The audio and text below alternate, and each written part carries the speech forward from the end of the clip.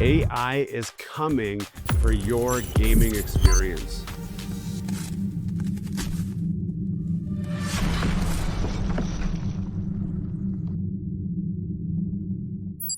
Hello and welcome back to Gears and Tech. Today I want to take you on a journey of hypotheticals that is probably more true than we want to admit.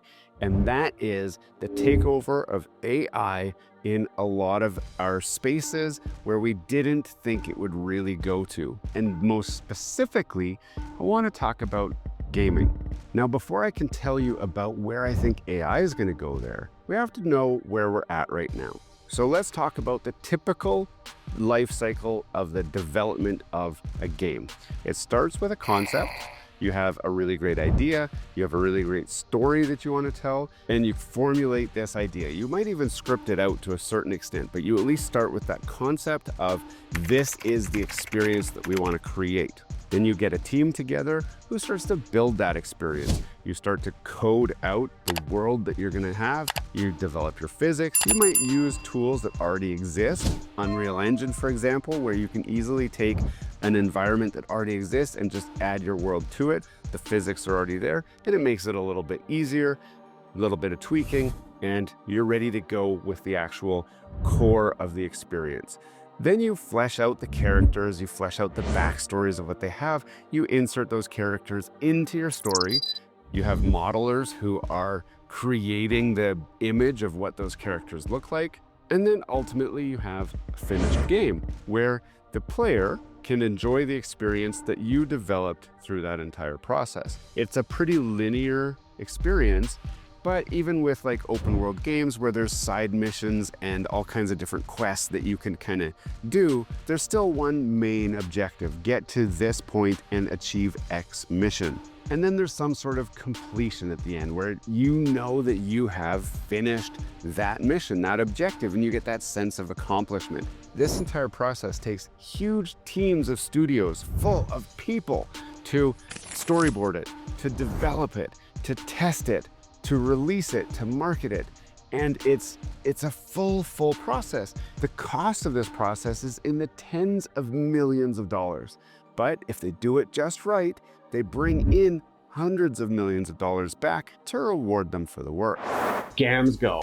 Are you paying too much for Netflix, Spotify, Disney+, Crunchyroll, Duolingo, Canva, or Adobe? Gams Go has you covered with premium shared subscriptions for a fraction of the price directly from the distributor. Yes, Gams Go is the shared premium experience that you've been looking for that saves a ton of money.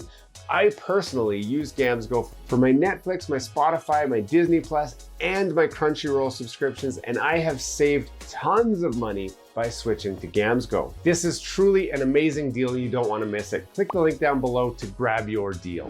Now I want to look at where AI might take us. And to do that, we have to understand the chunks of AI that exist right now. It's available right now. I can go on to Chat GPT and I can tell it to create a mission-based objective story where a character needs to get from here to here to do something. And then it will tell me what the character is, what the something is. It'll tell me the challenges that it might face along the way, and it could even give me the backstory for the character and all of the supporting characters. AI can write that entire game script on its own. Okay, so that's step one, gone. We have the ability right now to go and tell AI, write me a code to use for this. Now on my level, I use Excel a lot. I don't get into a lot of video game coding, but Excel does have their own version of coding that you can do. And when you get stuck and you don't know what you're doing, I usually turn to Google, and some nice person somewhere who knows way more than I do says, oh, just do this. And then you get your code. Well, now AI can do that. You can go to Chat GPT and say, hey, give me a code that works in Excel that will achieve this, and it will spit out that code for you. I no longer have to ask a human. So we have the ability for AI to generate the code required to make the scenario run, to create this world. Now, we also have AI-generated images where we can say, AI, create a character who is female, in her early 20s, is really good looking, and still looks like she could hike through a dense mountain forest. And AI will generate an image of such a person. Then you can also say, AI, generate a world where this person would be trying to achieve this objective through this environment and whatever, and AI can generate that world. So the entire world building, character building, modeling currently can all happen by AI. The next step is really just playthrough testing. So the tools exist for AI to be told, create this, to be asked to generate this, and to be told to create the code that would put all this together. A human needs to ask it to do that. But we are not far away from entirely AI-generated games. And I think that we can get even further to where we actually have individualized AI-generated experiences. Now, I don't want to get into VR. I don't want to get into any of that because that starts to get really weird really quickly. And I'm pretty sure Steven Spielberg already showed us that environment in Ready Player One. But what can happen very, very quickly with the technology we have is AI does this on its own. It creates the world, it creates the environment, it creates the characters, it packages it up, and then we just go into that portal and have that experience. In this scenario, though, it's a very finite, linear process still. It follows the same flow that we've already had. You create the concept, you build the game, you test the game, you release the game, players enjoy the game. I think it goes one step further, though. I think it becomes a generated experience each time, where the end goal is maybe the same, but the path and the journey and the objectives along the way could very, very much be per player experiences.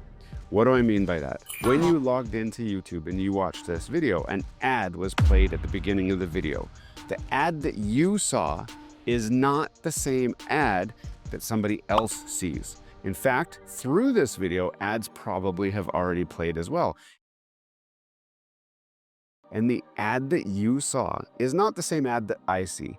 And that's because there's an algorithm built around you, where they understand the interests that you have and the things that you are most likely to have a positive interaction with and or a negative interaction with, depending on the goal of, in this case, the person or the company who wants you to buy their product or to click that link.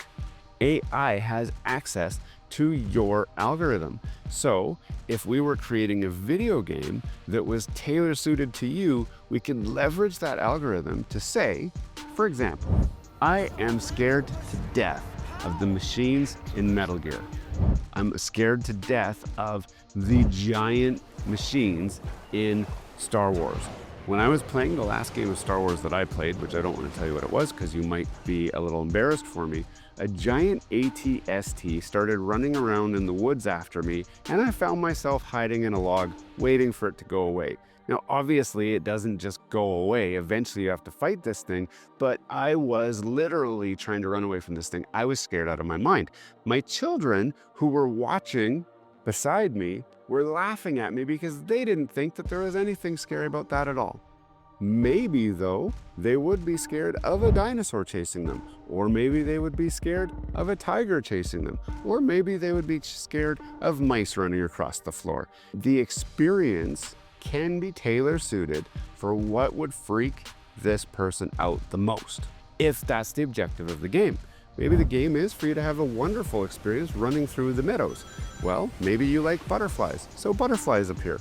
Maybe you like birds, so birds appear. Maybe you like tigers, so a tiger comes up and walks along beside you. The point is, that if we make a live, dynamic game where the end objective is mildly kind of fleshed out, but the journey along the way is not fleshed out at all, AI could actually generate that game one step ahead of you. It's almost like in those movies where you see someone walking along like a staircase or in a corridor, and like the stairs come in front of you just as you're stepping on it, and then the next stair comes just as you're stepping on it. And AI could do the same. The game isn't even written yet. All they have is the concept, and all it takes is a user input to say, here's the concept, run with it, create the backstory, create everything, generate the code, create the world, off you go. And suddenly you have a dynamic gaming experience that is tailor-suited to you, the player. Now, the thing that I can't decide is that ultimately good for gamers, or is that ultimately bad for gamers? Now, part of me says anything that brings AI more into our lives is something that we definitely need to be mindful of and make smart decisions about how much involvement there is. Now, many of you guys are saying, holy crap, Anton is putting his tinfoil hat on. This is starting to sound a little bit crazy. But part of me, the part of me that wants a replayability experience, I don't want a new experience. If I had a game that generated as I went and I played it today and then I play it a year from now, I might have different things that I expect to see from that game, but the algorithm would know that, so it would generate that. So if I wanted to go relive a game that I remembered from before, I couldn't, because the game was dynamic. It would create a new game for me, a new experience based on who I am and what I am today, or based on what the game's objective of the experience for me is. That experience being movable and not being fixed starts to make me wonder if that's what I would want. And for me, I don't think that's the experience I'm looking for, but I think that there's definitely an exciting new world where AI fits into the game industry in ways that we haven't even fully began to comprehend. Everything that I've discussed in this video, I believe is totally possible, and it might even be in play today, and we just don't know it yet. Hey, thanks for watching all the way to the end of this video. We hope you enjoy the content in this video, and we'd love to have you come back. Consider subscribing to the channel if you haven't already. And for those subscribers who are looking for that extra special thing that you can do to support this channel, consider joining our members group. That's where we're building this community, the Gears and Tech community, where we can all enjoy content together. You'll get special perks, which we'd love for you to check out by clicking the link down below. For those of you who are just happy to watch the video, that's okay too. You can check out some of our other content right over here, where we've got some previous videos that have already been uploaded and enjoyed by many of our viewers already. We do hope to see you again. This has been Gears and Tech. Have a great day.